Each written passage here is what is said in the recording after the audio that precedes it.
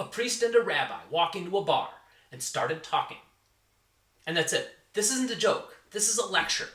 We're going to talk about what they were talking about. Well, not exactly, because what they were talking about doesn't matter. We're going to talk about what was happening while they were talking. I have people skills. I am good at dealing with people. What we've got here is failure to communicate. It depends upon what the meaning of the word is. Yes. Okay, so the priest and the rabbi walk into a bar and they start talking to each other, and it's kind of interesting. There are two people just having a conversation. Communication scholars love this stuff. We, in fact, loved it so much we sat down and drew a picture of it. And that's what we're going to talk about. So by the end of this lecture, you should be able first to identify and define each element of the communication model. You should also be able to place each of those elements in its appropriate location relative to other terms. Before we get going on to the little details, let's take a look at where we're going to end up.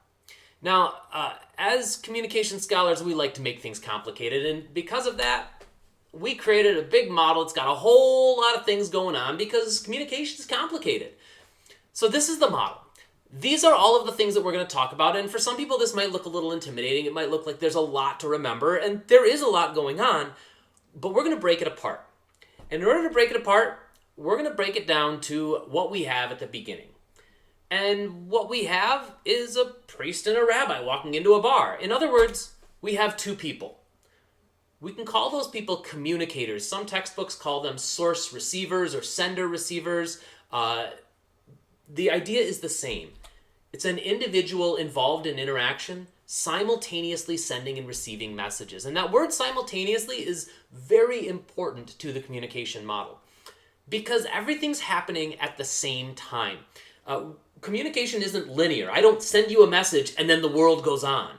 In that case, then communication is just this, it's just a series of things that happen. Instead, it's also not transactional, where I give you something and then you react and give me something back. Instead, communication is interactional.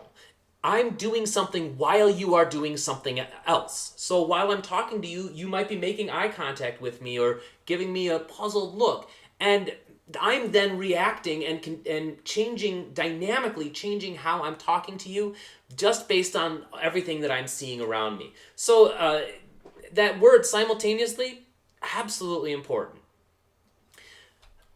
So we've got these two communicators. And these two communicators, they're talking in all sorts of different ways. I mentioned eye contact. I mentioned your tone of voice. All of that stuff is referred to as the channel. The channel is the medium that's used to transmit the message. Like I said, tone of voice, eye contact. And, hey, I'll use a couple of my daughter's toys here. All right, so these two friends might be talking to each other. Maybe they're looking at each other. Maybe the kitty cat's looking around because there's something else going on. Maybe the owl is holding his friend's hand. Or maybe he's jumping up and down because he's really excited. All of that stuff, those are different channels. They're different ways of sending messages. And depending on the class, we might get into it in a little more depth in a future lecture. But keep in mind that there are a number of different ways that we can send the message. And that we draw the channel like a little line. Now, in order to get into this channel, we have to create something. And that creation is called encoding. This is when one of the communicators takes the thoughts that are in their heads and assigns meaning to those thoughts. But it's a little more complicated because in order to assign meaning, we have to assign meaning to symbols that we mutually understand. Those symbols could be the sounds that we use that become words. The symbols could also be things like gestures. They could be eye contact. They could be body language. Those symbols all collect together, and the process of creating those symbols is called encoding. And when it gets to the other person takes those symbols and assigns meaning to them themselves. We call that process decoding. And once it gets to the other person, we go from thought to symbol and then symbol back to thought. So in our model, it looks a little bit like this. We draw a couple of arrows so that we can see where one is coming from and one is going. And we've got encoding, we've got decoding, and there's a hole. There's a hole between those two lines. There's a hole in my bucket, dear Liza, dear Liza. There's a hole in my bucket, dear Liza. A hole, what are we going to fill that hole with? We are going to fill that hole with a message. The message is a collection of symbols that represents the sender's thoughts. I said we encoded things. We took the thoughts that were in our head and we turned them into symbols. Well, when we put all those symbols together in one package, we call that package a message. And then we take that message and we stick it in the channel. And we send that through the channel to the other person who pulls it out of the channel and decodes it. So I'm going to put a little thought bubble up here. We'll call that the message, or the collection of symbols representing the sender's thoughts. Our model's getting a little more complicated, but it's still pretty simple. So we need to add a little something to it, because this isn't quite perfect. There's always something going on outside. We call this stuff interference. Interference is anything that interferes with successful transmission or reception of the message. And there are a bunch of different flavors of interference. Actually, there are two. There's external and internal. There's all sorts of stuff that goes on around outside of us. Maybe there's a loud noise that prevents us from hearing the other person, or maybe it's too dark and it prevents us from seeing the other person.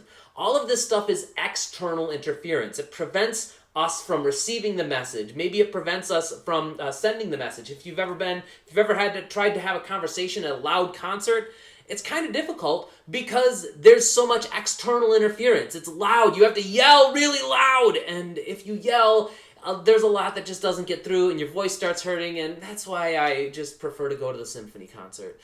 But then I get thrown out because I keep talking. The other flavor of interference is called internal interference.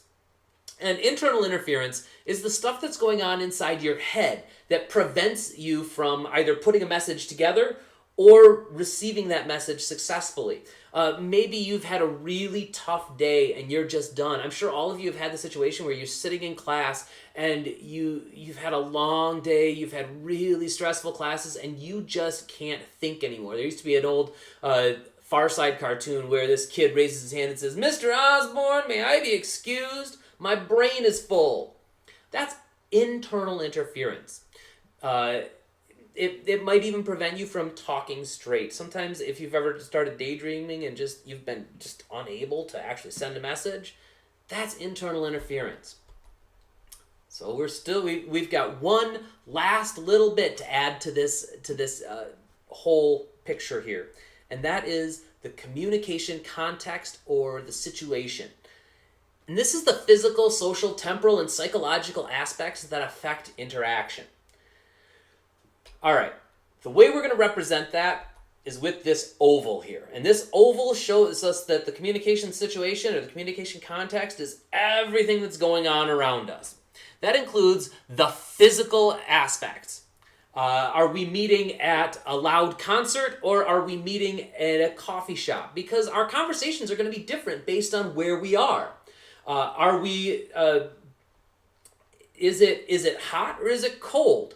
Are we standing or are we sitting? Think about the difference between a conversation if you meet your best friend outside in June and it's like 65, 75 degrees and gorgeous and you've got these benches to sit on, you'll probably have a much longer conversation than if you met that same friend outside in December and it's like 20 degrees and snowing and you're standing. That conversation is going to be shorter. But there's also the social aspect. I hope you talk to your mother a lot different than you talk to your best friend. There are things that we will say to some people that we won't say to another. Imagine if you meet your professor at the bar. It feels a little awkward sometimes because there's that social aspect that kind of dictates how things are supposed to happen. The temporal, the time of day, how long it's been, all of that stuff that goes around with the time. We act a lot differently in the morning than we do in the evening. I can tell you straight up, like my morning students, are not awake. My afternoon students are wired. And that affects our interaction. And then finally, the psychological aspects. And this includes things like our background. If depending on the situation, if you've remember, think back to being a college freshman, or maybe you are a college freshman. Think back to your first day sitting in class. You might have been a little more nervous than your last day as a senior because you've got that confidence built up, and that's part of the psychological context. And so we have the model. This is what we started with. We brought it around full circle, and now you should be able to identify each element of the communication model, define those elements, and place those elements in their appropriate location to other terms. And that's what happens. That's communication. That's what's going on when we say when we know what we're saying, and also what's going on when we don't know what we're saying. We're communicating all the time, and it looks like the picture we just pulled down. Hope you got it. Watch it again if you don't, and I will see you on the flip side.